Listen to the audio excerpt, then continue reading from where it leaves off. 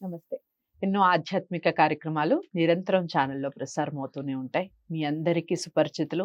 మనందరికీ చాలా విషయాలు అటు ఆధ్యాత్మికంగా, ఇటు రాశి ఫలితాల ద్వారా పండుగల విశేషాలు వివరిస్తూనే ఉంటారు శివప్రసాద్ గురువు గారు. నాకు తండ్రి సమానులు.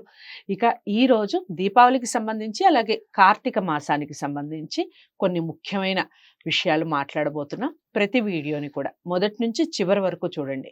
గురువుగారిని ప్రత్యేకంగా కలవాలి అనుకున్నవారు, ఆధ్యాత్మికంగా కానీ లేదా జ్యోతిష్యానికి, వాస్తుకు సంబంధించి వివరాలు తెలుసుకోవాలి అనుకున్నవారు స్క్రీన్ మీద కనపడే నెంబర్కి కాల్ చేయొచ్చు. నమస్కారం గురువు. ఆశీర్వచనం తల్లి. గురువుగారు, ఇప్పుడు నేను చెప్పినట్టుగా కార్తీక పౌర్ణమికి సంబంధించి మనకి పౌర్ణమి ప్రతి మాసంలో వస్తూ ఉంటుంది పౌర్ణమి. మరి కార్తీక పౌర్ణమికి మాత్రమే ఎందుకు అంతటి విశిష్టత? ఆ రోజే పూజలు చేసుకోవటం, ఆ రోజు మనకి శివరాత్రి తర్వాత నాకు తెలిసి మనకి ఏకాదశులు, శివరాత్రి తర్వాత ఉపవాసం ఉండేది కార్తీక పౌర్ణమికి. ఎందుకు అంతటి ప్రాధాన్యత ఇస్తారు చెప్పండి. శ్రీ మహాగణాధిపతయే నమః. ఐం మహాసరస్వత్యే నమః. శ్రీ లలితాంబికాదేవియే నమః. కార్తీక పౌర్ణమి, పౌర్ణమి చంద్రుడికి ప్రతీక. చంద్రుడే కదా, పూర్ణ చంద్రుడుగా ఉంటాడు. పరమేశ్వరుడికి పేరు చంద్రమౌళీశ్వరుడు అని. చంద్రుణ్ణి నెత్తిన పెట్టుకున్నటువంటి వాడు, అందుకని చంద్రమౌళి అనేటువంటి పేరు వచ్చినది. చంద్రుడు ఎప్పుడు కూడా నిండు చంద్రుడి యొక్క ఇది మనం ఎప్పుడైతే పౌర్ణమి రోజు చేసుకుంటామో పూర్ణత్వము కలుగుతుంది. ఏ పని చేసినా మనకు పరిపూర్ణత్వం కావాలని చేసుకుంటాం భక్తి ప్రపత్తులతో. పరమేశ్వరుణ్ణి అది పరమేశ్వరుడికి ఎంత ప్రీతికరము చంద్రుడి మీద లేకపోతే నెత్తిన పెట్టుకుంటాడు? ఎవరిని నెత్తిన పెట్టుకోగలిగినాడు? అందుకని అలా చంద్రుణ్ణి ఎప్పుడైతే, సరే అది ఏమిటి అనేటువంటిది దక్ష ప్రజాపతికి తనకు వచ్చినటువంటి వాగ్వాదంలో అనుగ్రహం అనేటువంటిది ఒకటి ఇచ్చినటువంటి దాని వలన, నేను నీ పాదాల దగ్గర ఉంటా అంటే నువ్వు పాదాల దగ్గర ఉండవలసినటువంటి వాడి కాదు చంద్ర, నెత్తిన నా శిరస్సును దాలుస్తాను, నెత్తిన పెట్టుకుంటా అనేటువంటిది నెత్తిన పెట్టుకున్నాడు ఆయన చంద్రుని. అందుకని ఆ చంద్రునికి మనము ఆ రోజు మనము ఏ పూజ చేసినా పౌర్ణమికి అంత ప్రాధాన్యత. కార్తీక పౌర్ణమి అనంటే పరమేశ్వరుడికి అమితమైనటువంటి ప్రీతి, నిండు వెలుగుతూ ఉంటాడు పైన. ఎవరికి వెన్నెలంటే సంతోషం ఉండదు? ఎంత సంతోషం ఉంటుంది? అటువంటి సమయములో అందులోనూ తెల్లగా ఉంటాడు. అందుకని మనము పాలతో పెరుగుతో అన్ని తెలుపే, పాలు పెరుగు తేనె నెయ్యి చక్కెర పంచామృతాలన్నీ కూడా కలిపి మనం ఎప్పుడైతే అభిషేకం చేసుకుంటున్నాము, లేదా కొబ్బరి నీళ్ళతో అభిషేకం చేస్తాము, లేదా చెరుకు రసముతో చేస్తాము, విభూతితో చేస్తాం, ఐశ్వర్యం ఏది చేసినా పౌర్ణమి నాడు మనం ఒక సత్యనారాయణ స్వామి వ్రతం అంటే పౌర్ణమి అనుకుంటాము. అంటే పూర్ణముగా పూర్ణ కళలు, చంద్రుడు పూర్ణముగా ఉంటాడు. పరిపూర్ణముగా ఎప్పుడైతే మనం ఉన్నటువంటి సమయంలో మనం చేసుకుంటామో మనకు వచ్చేటువంటి ఫలితము కూడా పరిపూర్ణంగా వస్తుంది. పరమేశ్వరుడు చాలా సంతోషదాయకంగా ఉంటాడు. పరమేశ్వరుడు సంతోషంగా ఉన్నప్పుడు అమ్మవారికి సంతోషం ఉంటుంది కదా. ఇద్దరికీ సంతోషమే కదా దంపతులు. వాళ్ళిద్దరూ అర్ధనారీశ్వరుడు అని పేరు కదా. సగం శరీరం ఆయన, సగం శరీరం ఈమె కదా. అందువలన అలా మామూలుగా కార్తీక పౌర్ణమి అనేటువంటి దానికి చాలా ప్రసిద్ధి కలిగినటువంటిది. పరమేశ్వరుడికి చాలా సంతోషముగా ఆనందముగా ఉన్నటువంటి రోజు. ఆ రోజు సంతోషంగా మనకు చేసుకున్నటువంటి పూజకు ఖచ్చితముగా మనకు ఫలితము నెరవేరి తీరుతుంది అనడానికి ఇది ఒక నిదర్శనం. పరమేశ్వరుడు ఎవరైనా మనం కూడా నిండు పండు వెన్నెల చూసేటప్పటికి వెన్నెల ఎంత బాగుంది అని బయట సంతోషంగా ఉంటాం, మనం చూస్తాం.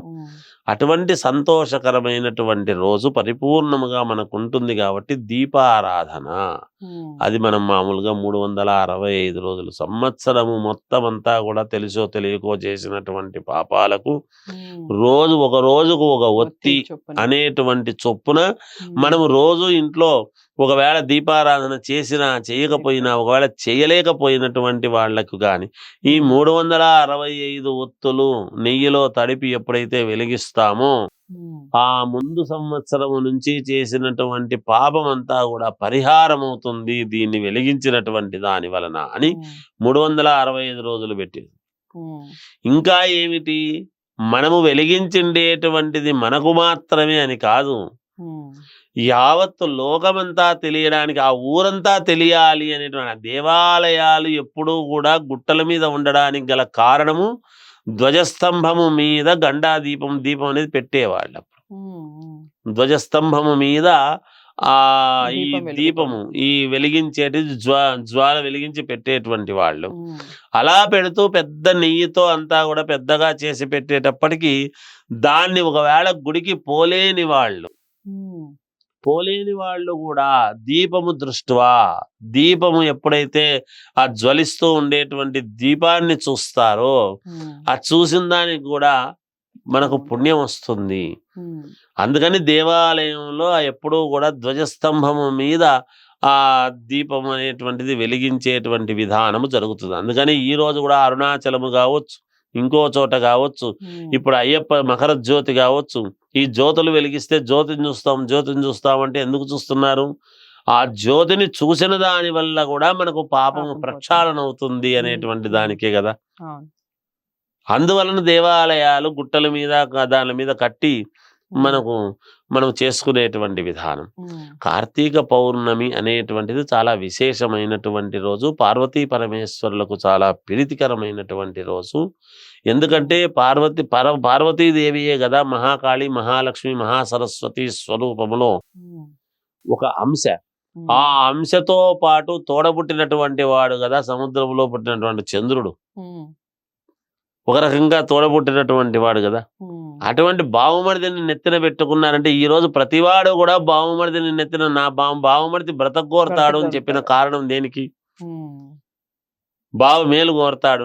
ప్రతి బావుమరిదిని నువ్వు నెంటేసుకొని తిరిగి నెత్తిన పెట్టుకునేటువంటి కారణం పరమేశ్వరుడి లాగా భార్య, తమ్ముడినో, అన్ననో అలా నెత్తిన పెట్టుకోవాలి. ప్రతివాడు చంద్రుడే, ప్రతి బావుమరిది చంద్రుడే. అలా నెత్తిన పెట్టుకోవాలి అని బంధవ్యాలు, బంధుత్వాలు ఇవన్నీ కూడా కలిసి మెలిసి అనుకూలముగా ఉండటానికి భగవంతుడి యొక్క ఇవన్నీ చిత్రాలమ్మా. లోతుగా తెలుసుకుంటే ఎన్నో బంధాలు అవన్నీ కూడా చూసుకోవాలి. అలా ఉండాలి అని తెలియజెప్పేటువంటివే ఇవి. చాలా అంటే చాలా చక్కటి వివరణ ఇచ్చారు గురువు గారు. మీరు కూడా చక్కగా తెలుసుకొని ఈ కార్తీక పౌర్ణమిని నిజంగా పండుగ వాతావరణంగా అందరూ ఆనందోత్సాహాల మధ్య జరుపుకోవాలి. ముఖ్యంగా కార్తీక పౌర్ణమికి ఎందుకు ఇంతటి విశిష్టత అనేది చాలా చక్కగా వివరించారు గురువు గారు. మరి మీరు చేయాల్సింది అందరికీ షేర్ చేయండి, లైక్ చేసి ఛానల్ని సబ్స్క్రైబ్ చేసుకోండి. గురువు గారిని కలవాలి ప్రత్యేకంగా జ్యోతిష్యానికి, వాస్తుకు సంబంధించి లేదా ఆధ్యాత్మికంగా మరి ఏ విషయానికైనా సంబంధించి కలవాలి అనుకున్నవారు స్క్రీన్ మీద కనపడే నెంబర్కి కాల్ చేయొచ్చు. మరో మంచి కార్యక్రమంలో మళ్ళీ కలిసే ప్రయత్నం చేద్దాం. అంతవరకు సెలవు. నమస్తే.